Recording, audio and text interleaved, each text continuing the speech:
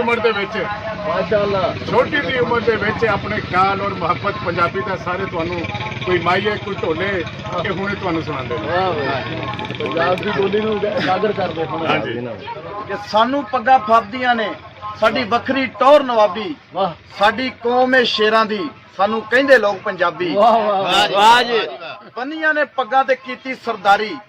ਪੰਜਾਬ ਵਿੱਚ ਵੇਖੀ ਆ ਕੇ ਸਾਡੀ ਜੀਦਾਰੀ ਸ਼ੌਕ ਨਾਲ ਬਣਦੇ ਨੇ ਪੰਜਾਬੀ ਦੇ ਵਪਾਰੀ ਮਾਂ ਪੰਜਾਬੀ ਬੋਲੀ ਸਾਨੂੰ ਜਾਨ ਤੋਂ ਵੱਧ ਕੇ ਪਿਆਰੀ वाह वाह क्या बात है ਕਹਿੰਦਾ ਜਦੋਂ ਧੋਤੀਆਂ ਤੇ ਪੱਗਾਂ ਦਾ ਰਿਵਾਜ ਹੁੰਦਾ ਸੀ ਹਰ ਬੰਦਾ ਲੱਗਾ ਕੰਮ ਕਾਜ ਹੁੰਦਾ ਸੀ ਦੂਰ ਦੂਰ ਸਣ ਪਿੰਡ ਨੇੜੇ ਸ਼ਹਿਰ ਨਹੀਂ ਸੀ ਕੋਈ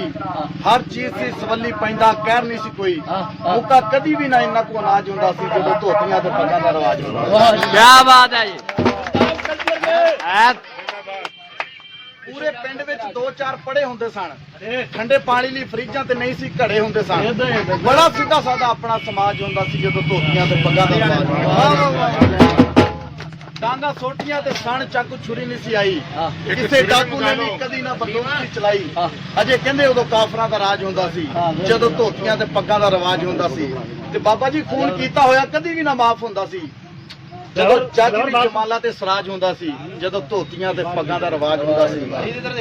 ਧੋਣਾ ਤੇ ਹੱਥੀ ਕੁੱਲੇ ਨਾਲ ਫੱਬਦੇ ਸੀ ਬੜੇ ਜਦੋਂ ਮੰਜਿਆਂ ਤੇ ਪੀੜਿਆਂ ਦਾ ਦਾਜ ਹੁੰਦਾ ਸੀ ਜਦੋਂ ਧੋਤੀਆਂ ਤੇ ਪੱਗਾਂ ਦਾ ਰਿਵਾਜ ਮੈਂ ਤਹਿਜ਼ੀਬ ਤਮੱਦਨ ਵਾਂ ਤੇ ਮੈਂ